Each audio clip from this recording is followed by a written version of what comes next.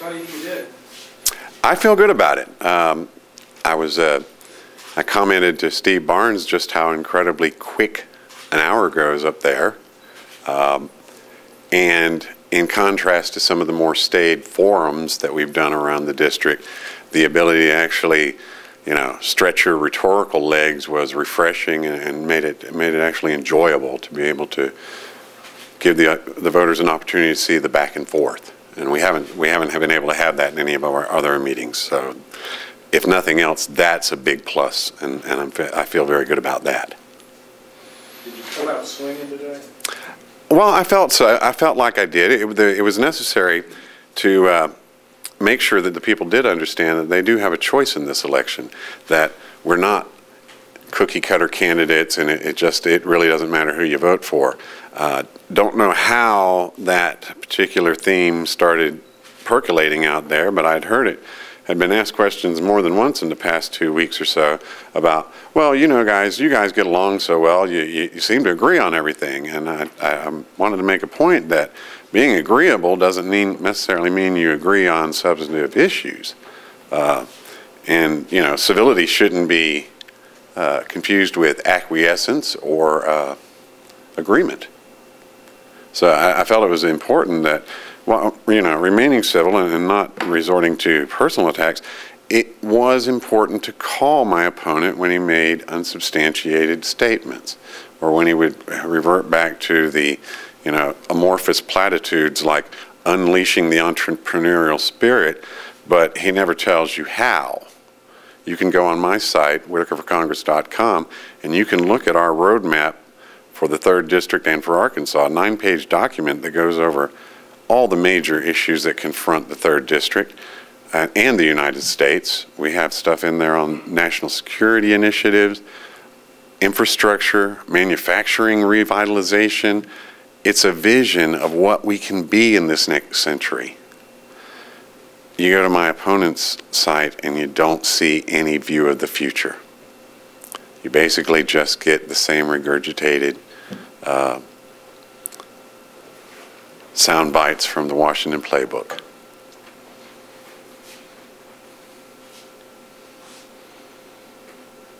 Anyone else? In the back.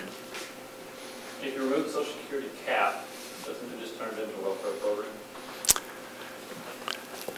I'm not certain how you can, I guess I would want to know your reasoning behind that, because the fact is everybody will be paying in. Everybody will be paying in the full extent of their income. But wasn't it designed to be a welfare program? It was actually designed to be a voluntary welfare retirement program. I mean, but if you bring it in to remove the cap, you're really pulling retirement. Yes, but they, as I said in the debate, that doesn't stop them from showing up and picking up their check. As a matter of fact, probably be the crowd that would scream the loudest if the check was late. It seems a matter of equity that each should pay in based on the full amount of their income. Should they also receive back based upon the full amount? I think as it stands now, have you ever received what they call a PEDS statement? Yeah, you get one annually. It's a bifold brochure. It's already based on how much you put in over a lifetime. Your benefit is calculated based on how much you've contributed. So that wouldn't change. Any other questions? How do you feel about the Second Amendment? The Second Amendment, I'm a strong supporter of the Second Amendment.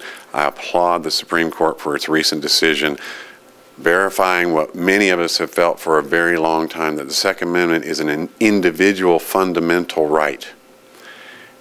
And based on that case in particular, made it very clear that if the government wishes to regulate the possession of firearms by an otherwise law-abiding citizen in their home for the purpose of self-defense, then the government had better have a compelling interest.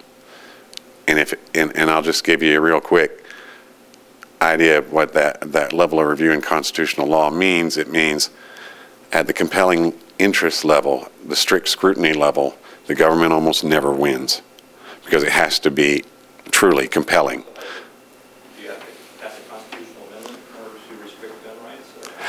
No, but you have to have a compelling interest. And it's interesting, even in Justice Alito's opinion, he makes it very clear that the heightened scrutiny doesn't make it, it's still not an absolute right, but the level of review that the courts will have in government action is higher. Most normal functions of the government go by what we call rational basis analysis. And what that basically says is the court will look at it, presume it's constitutional, and if there's any rational reason on earth, not necessarily even a good one, but if there's anyone, that's okay, it's constitutional. When you begin talking about our fundamental rights, and bless them, that's what the court did in the Chicago case, was said, this is one of those. This is one of those fundamental rights that God gave each one of us as Americans. If you do that, you have to have that compelling interest. Alito says things such as bans on possession by people with known psychological problems and propensities towards violence, bans on possession by felons. These were reasonable and would probably pass that heightened scrutiny.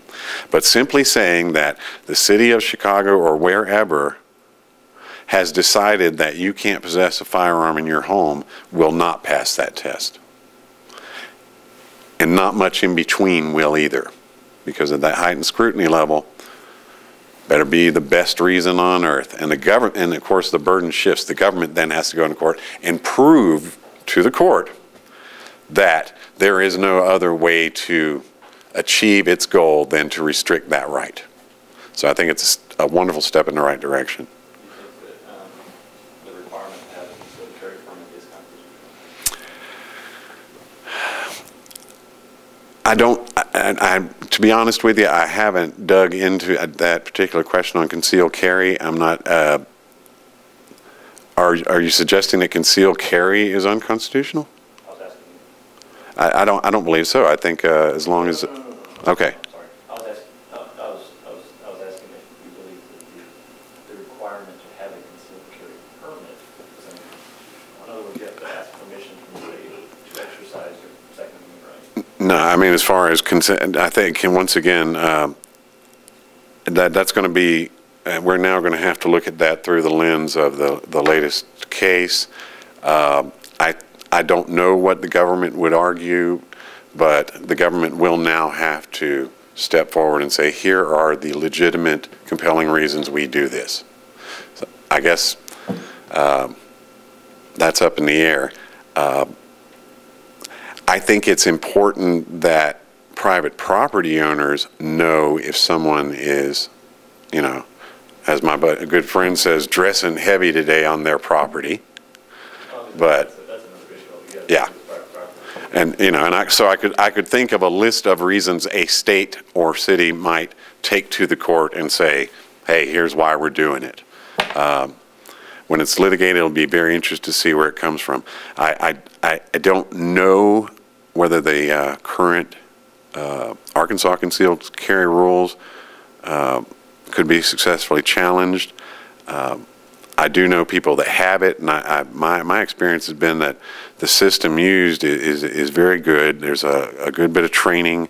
Our sheriff in Washington County has really good instructors, and you at least have the opportunity to get some kind of firearm training and safety training, and you